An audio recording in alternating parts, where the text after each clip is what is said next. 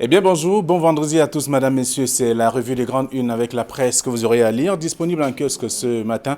La nouvelle expression parle de Cameroun-France, le Social-Démocratie Front et le RDPC dénonce, c'est le titre proposé par le journal. Jean-Robert Wafo, le ministre du chef de cabinet du Social-Démocratie Front chargé de l'information et Peter William Mandjo, député RDPC d'Umbami Noubou, trouvent chacun selon son entendement que Jean-Yves Le Drian, ministre français de l'Europe et notamment des Affaires étrangères, joue un double jeu et en fume d'ailleurs les Camerounais lorsqu'ils parlent de la résolution de la crise anglophone. C'est ce qu'on découvre dans le dossier proposé par le journal, la page 4 à la page 5.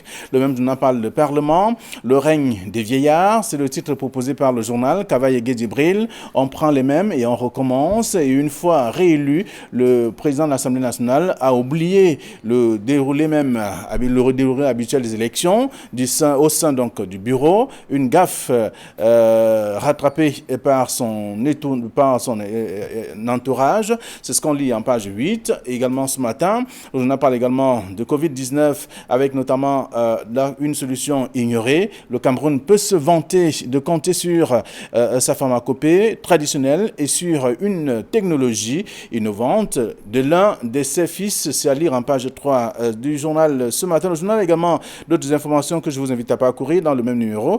Le journal Émergence, pour sa part, parle d'Assemblée nationale, Sénat, toujours les mêmes, le titre proposé par le journal. Et on découvre également d'autres sujets aussi dans le même numéro. On parle de la dette ou des dettes. Alors, le Cameroun négocie une nouvelle suspension des remboursements envers la France. C'est ce qu'on lit également dans le journal Émergence ce matin.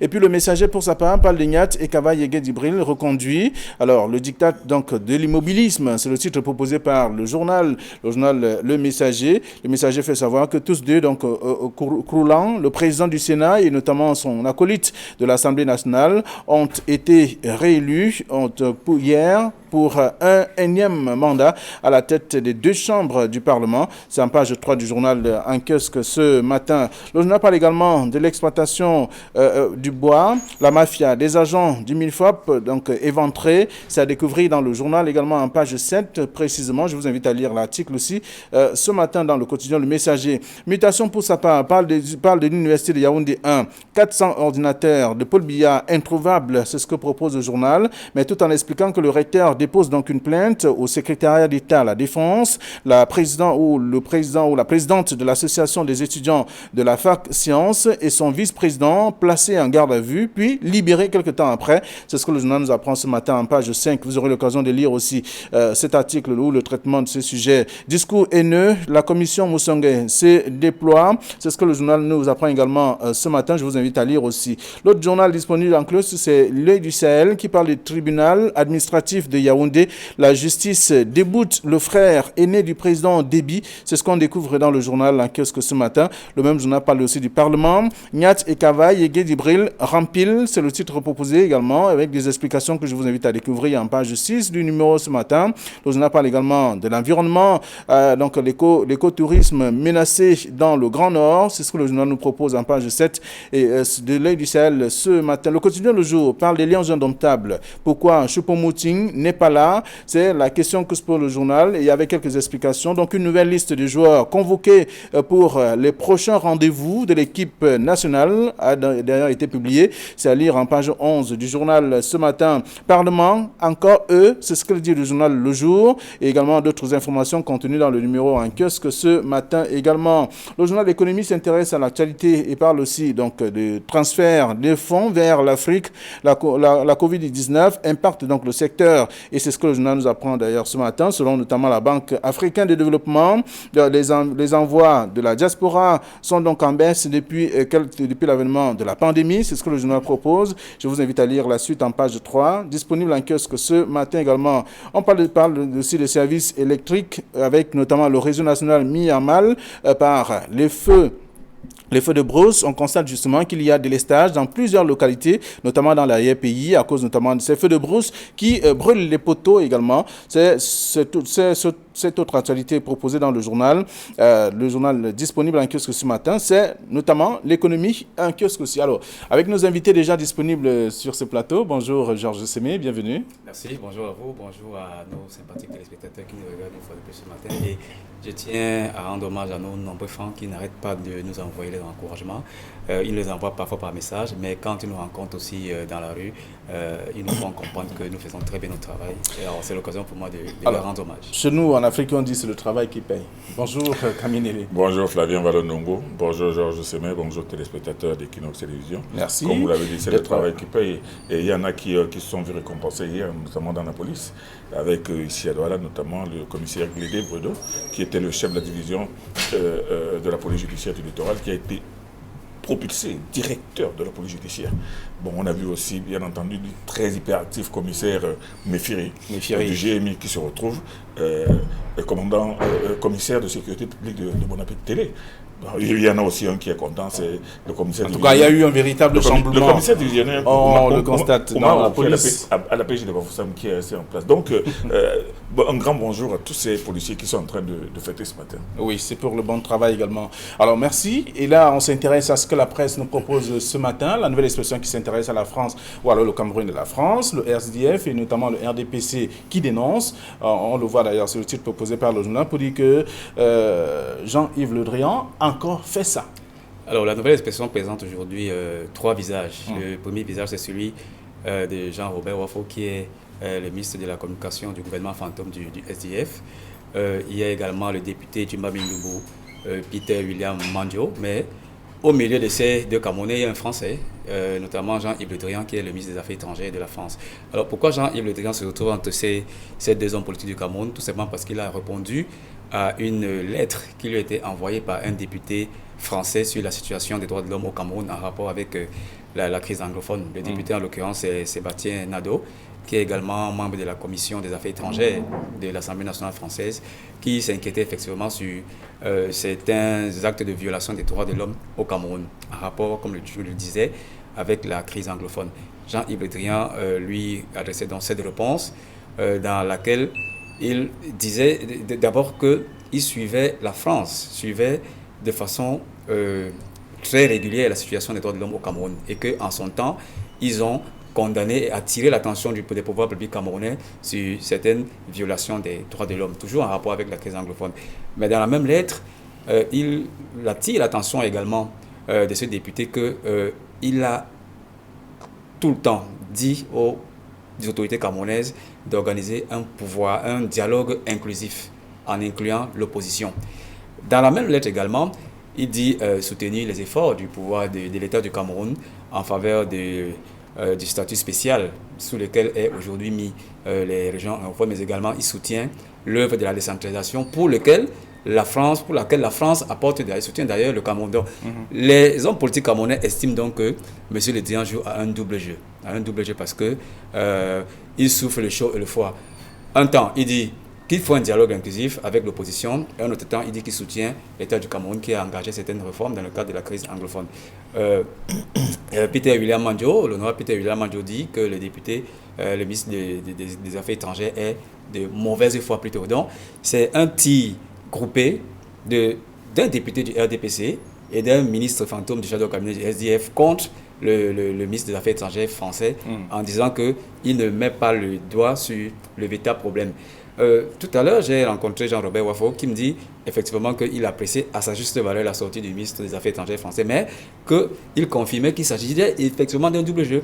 Parce que lorsqu'il faut prendre le grand dialogue national, Jean-Robert Wafo pense que effectivement l'opposition était représentée au grand dialogue national, sauf un qu'il a appelé entre guillemets le soliste, suivez mon regard, que l'opposition était bien évidemment bien représentée au grand dialogue national et que la décentralisation et les statuts spéciaux, même si c'est engagé par l'État du Cameroun, n'est pas aux attentes de l'opposition. Donc c'est la raison pour laquelle ces deux hommes politiques estiment que le ministre français est de mauvaise foi. Ce sont les avis des hommes politiques, on le voit bien dans le journal La Nouvelle Expression ce matin, relayé bien entendu par la Nouvelle Expression. C'est tout un dossier que propose le journal.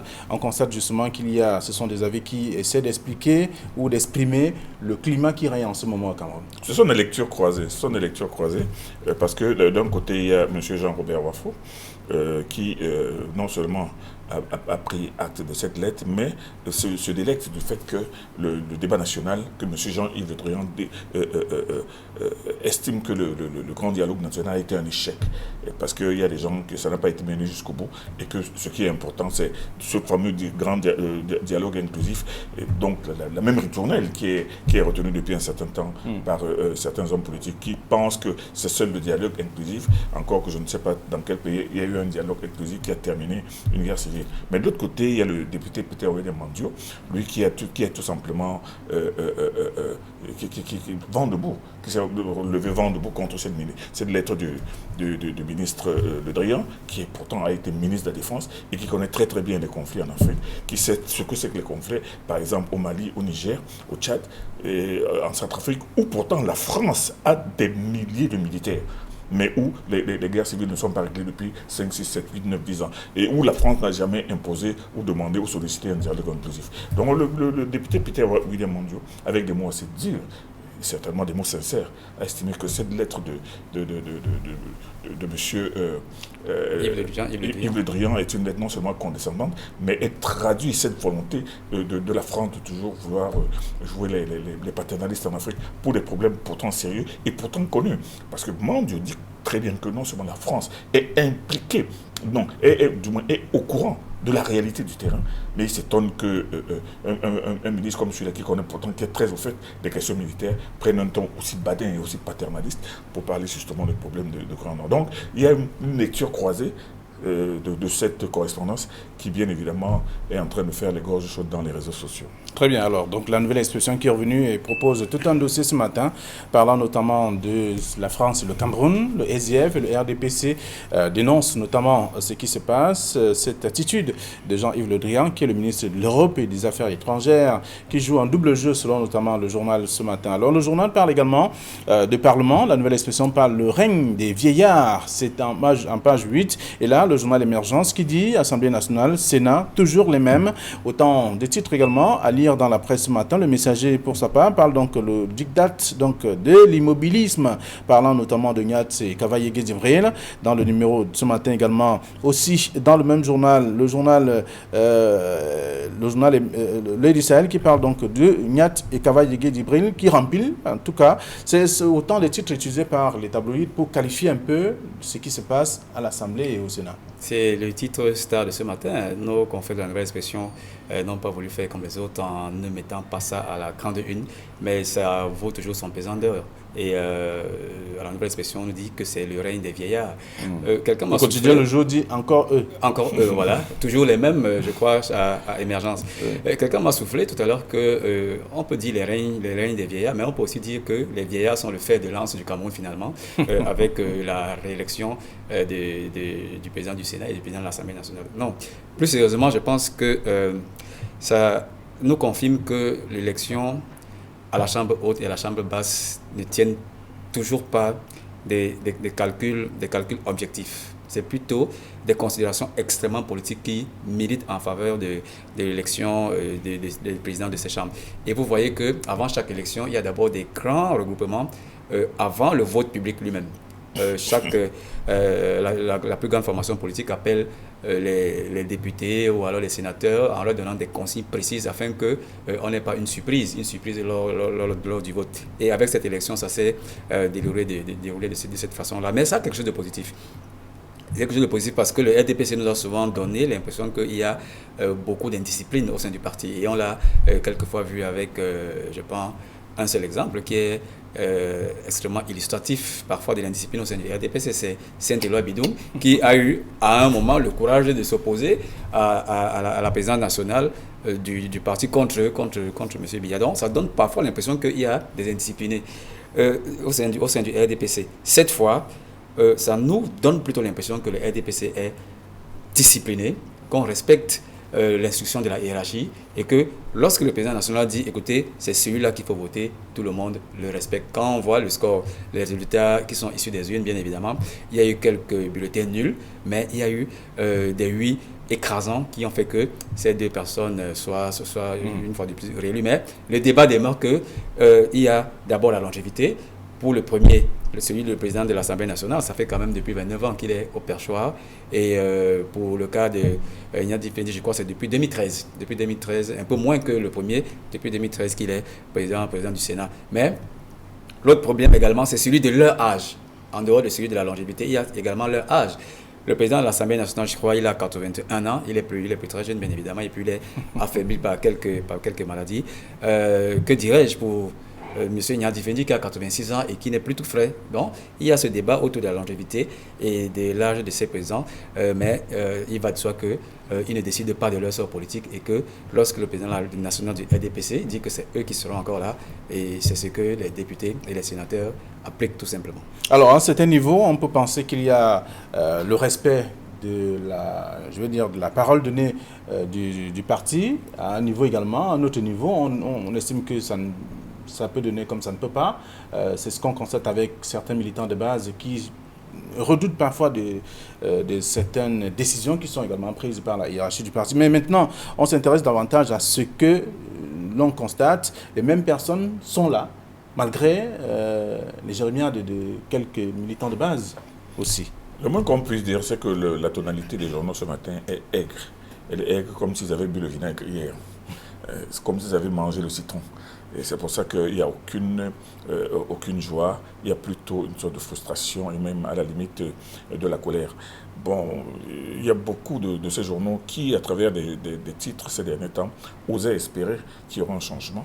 Et je vous assure que si hier, on avait débarqué Cavaillé Djibril et Ignati Fendi, je vous assure que non seulement ça n'aurait pas été la même chose, mais on aurait lu plutôt des cris de joie et de hurrah et toutes sortes de satisfaction, même si, quelles que soient les têtes des personnes qui auraient pu être élues à leur place.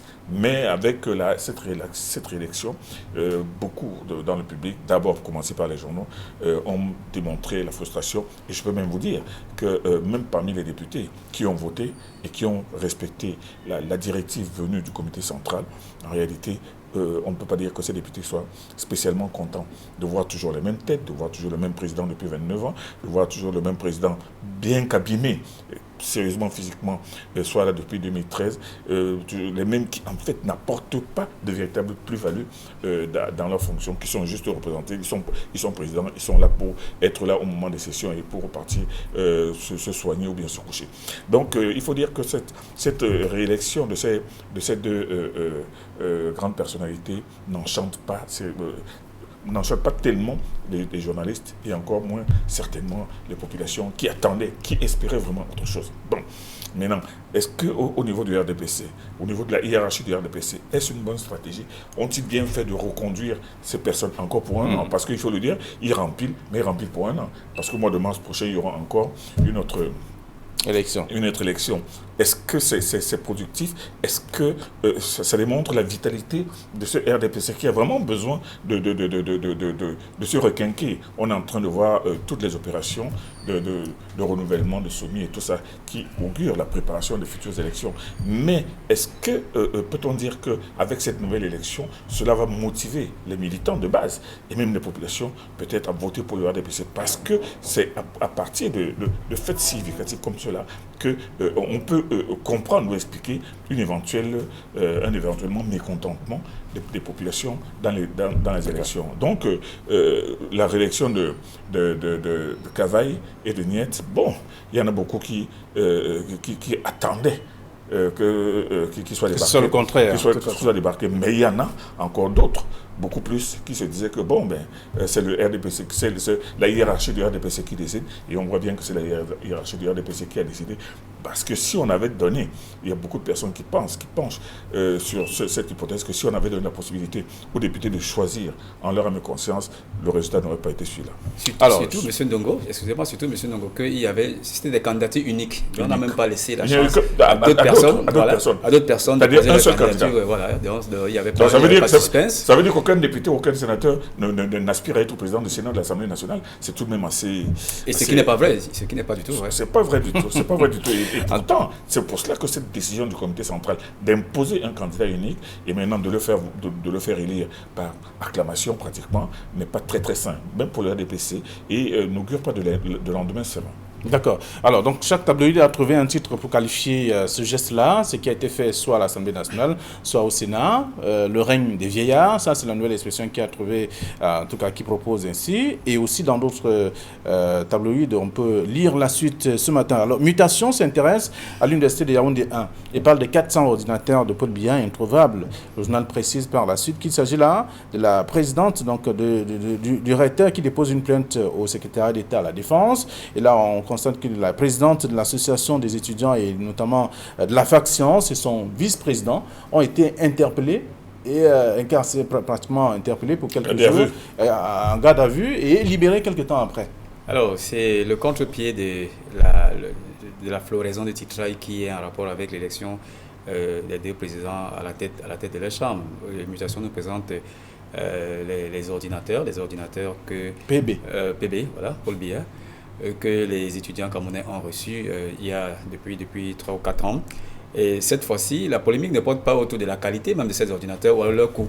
C'est plutôt en rapport avec la distraction ou alors le détournement de ces ordinateurs. Bien avant, on les retrouvait déjà dans le marché alors que c'était destiné aux étudiants. On les retrouvait dans le marché. On le trouve à l'ancien troisième. Voilà, tout à fait. Donc, la polémique et le scandale continuent. La polémique et le scandale continuent cette fois-ci parce qu'on nous apprend qu'un individu aurait distrait plus de 400 ordinateurs. Et pour moi, c'est un scandale de trop pour ce projet d'ordinateur Paul Biya. C'est un scandale de trop parce que c'est un don du président de la République destiné aux étudiants. Et comme tout don, il s'agit de l'argent public, un bien social qui appartient aux Camerounais. Donc son usage devrait être évidemment contrôlé. Si il est révélé aujourd'hui qu'il y a eu des détournements ou bien des présomptions de détournement, il est tout à fait normal pour le premier responsable de cette unité universitaire de porter plainte contre les présumés responsables. Donc je pense que c'est un acte de bonne gouvernance et apparemment ils ont été relâchés et on ne sait pas à quel niveau se trouve le dossier, mais je pense quand même qu'il était dans son droit de porter plainte contre ces personnes et de leur rappeler que ce don était un don destiné aux étudiants et ce n'était pas destiné plutôt à être détourné ou alors à être vendu sur la place publique. C'est un acte de bonne gouvernance et je salue plutôt cette action qui a été effectuée par le recteur de l'Université de Yaoundé. Alors Camille, des dons, en parlant des ordinateurs, mais le Cameroun devra payer beaucoup d'argent, on a entendu parler. C'est pour ça que je voulais rappeler à Georges Semenke. Mais aujourd'hui, 400 ordinateurs disparus. Je voulais parler à Georges Semenke que cette histoire même de don d'ordinateurs du président de la République, je ne sais pas si c'est le président de la République lui-même qui avait dit que j'ai décidé de donner des ordinateurs. Parce que vous savez très bien que cette affaire avait créé des gorges chaudes et avait créé même un certain foie. Vous vous souvenez de cette vidéo lors des vœux il y a quelques années, quand le ministre d'État Famille Ndongo est venu tendre la main au président de la République. Le président de la République l'a salué d'une manière mécanique pendant qu'il était en train de chercher à s'expliquer parce que effectivement cette affaire d'ordinateur était en train de chauffer dans les réseaux sociaux. Le président de la République avait dit tendre la main au prochain, c'est-à-dire que ça avait été la risée vous voulez dire qu'il n'était pas intéressé à parler de ça? Il n'était pas du tout content de la gestion de ce dossier. Non seulement de la gestion de ce dossier, mais vous savez très bien que cette affaire de don de ces ordinateurs-là, c'est un énorme crédit, un énorme prêt que le Cameroun a pris auprès de la Chine, et un prêt qui a été même surfacturé, parce que maintenant, quand on a entendu non seulement le prix de ces ordinateurs qu'on nous a donné au départ, et la réalité de son utilité et même de ses spécificités, on a compris que ça a été une grosse arnaque. Maintenant, est-ce que vous savez, Flavien Vallondogo, que jusqu'aujourd'hui, on n'a même pas encore fini de distribuer tous ces ordinateurs, parce que de temps en temps, vous entendez encore que dans l'ordinateur du président de la République, c'était l'université qui... 4 ans après, on n'a pas encore fini de les distribuer.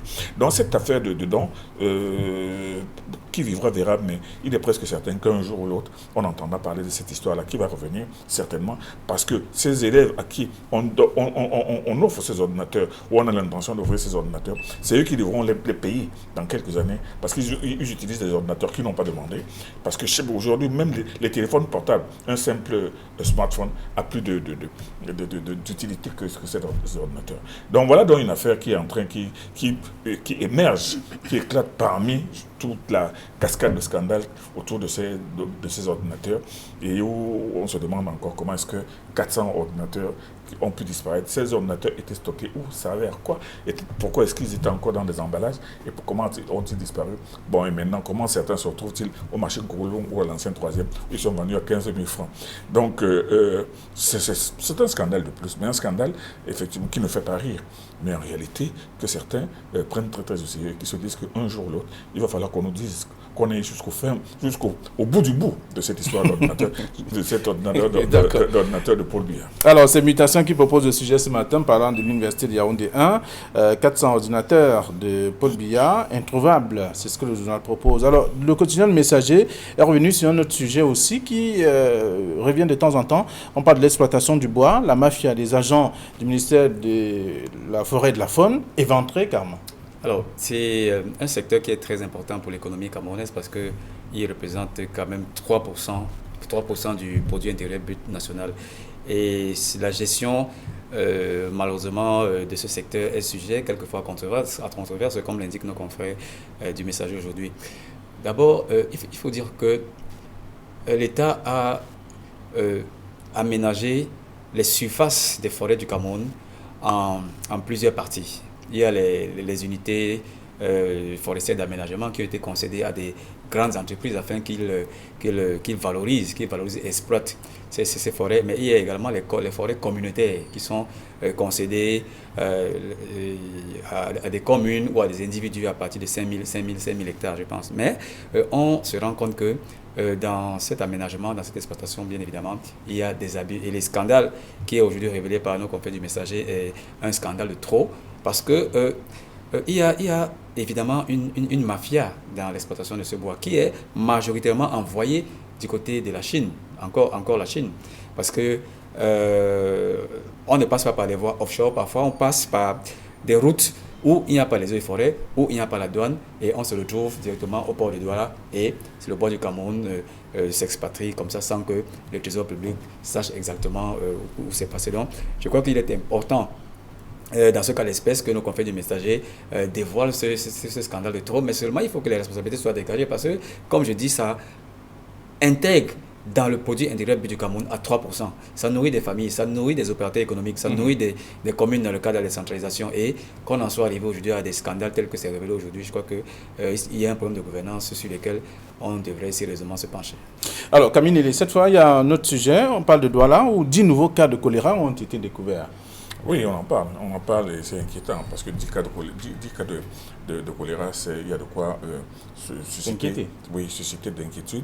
Bon, nous osons seulement espérer que ce sont des cas isolés, mais vous savez aussi les conditions dans lesquelles certaines familles vivent dans certains quartiers délabrés, où les conditions d'accès à l'eau sont tout simplement horribles. Alors maintenant qu'on dénonce 10 cas de choléra, moi je pense que ça devrait faire peur et ça devrait pousser les autorités sanitaires à prendre des mesures extrêmement draconiennes. D'accord, alors c'est un autre sujet. Georges Sémé, lorsqu'on parle de 10 cas, ça fait peur quand même, et surtout dans l'arrondissement de la 4e en partie.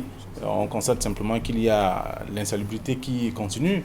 Et parce que tout ça, on apprend très souvent et on entend de la bouche de certaines personnes que c'est la maladie de la saleté. Oui, c'est une information qui fait peur. Elle fait peur parce que le contexte aujourd'hui est à la lutte contre la Covid-19 qui nous assomme déjà littéralement. Mais s'il faut rajouter le choléra, on ne saura vraiment plus à quelle maladie se vouer. Mais la réalité est là, elle est implacable. Le choléra a refait surface. Et vous avez dit que c'est une maladie qu'on qualifie souvent de maladie de la saleté. Et c'est aujourd'hui l'arrondissement de la 4e qui est indexé. Je crois que les autorités sanitaires de notre pays quand même vont prendre des mesures qui s'imposent, comme ça a été le cas avant, parce que ce n'est pas la première fois que le choléra ressurgit. Elles prendront certainement les mesures qu'il faut pour circonscrire d'abord les phénomènes afin qu'ils ne se propagent pas dans les autres arrondissements, mais également que ceux qui sont aujourd'hui frappés par cette maladie soient pris en charge et guéris, comme c'est le cas également avec la COVID-19. Mais on n'avait vraiment pas besoin de ça, parce qu'avec la COVID, on est déjà très occupé. S'il faut ajouter le choléra, je pense qu'on ne sortira pas de l'auberge. Alors, avec ce sujet, en page 6 du journal Le Messager ce matin, juste à côté également, dans le même tabloïd, on parle aussi du vaccin AstraZeneca, donc le veto du Conseil scientifique On le sait, on a entendu parler également et on a évoqué le cas justement de ce conseil scientifique qui devait donner son avis sur le vaccin en question alors qu'ailleurs il est contesté. Ça n'a pas été un veto à proprement dit, ça a été plutôt une démarche de prudence. C'est-à-dire que le conseil scientifique demande d'attendre, d'observer un peu et de voir. Le conseil scientifique n'a pas dit non au vaccin, mais on sent très bien qu'il prescrit une certaine prudence et une certaine observation.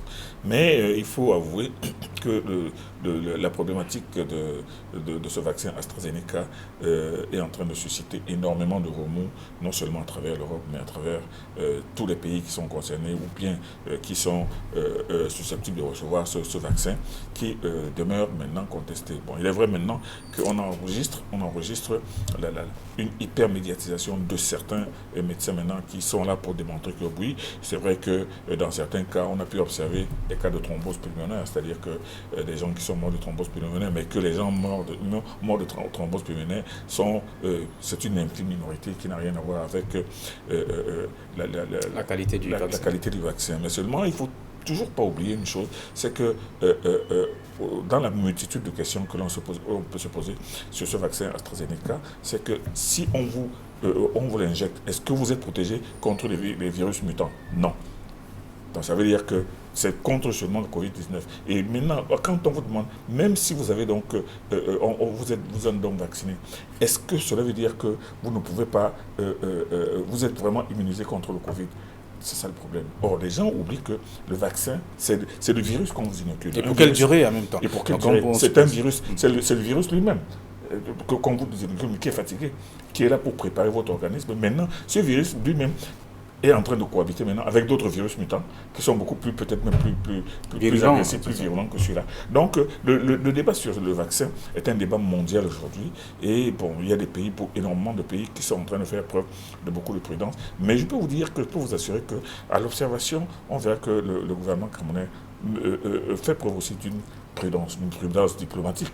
Il n'y a pas de vocifération, mais il est prudent, mais prescrit toujours le respect des mesures barrières qui demeurent la mesure la plus efficace contre ce virus. Georges Simé, nous sortons de l'émission.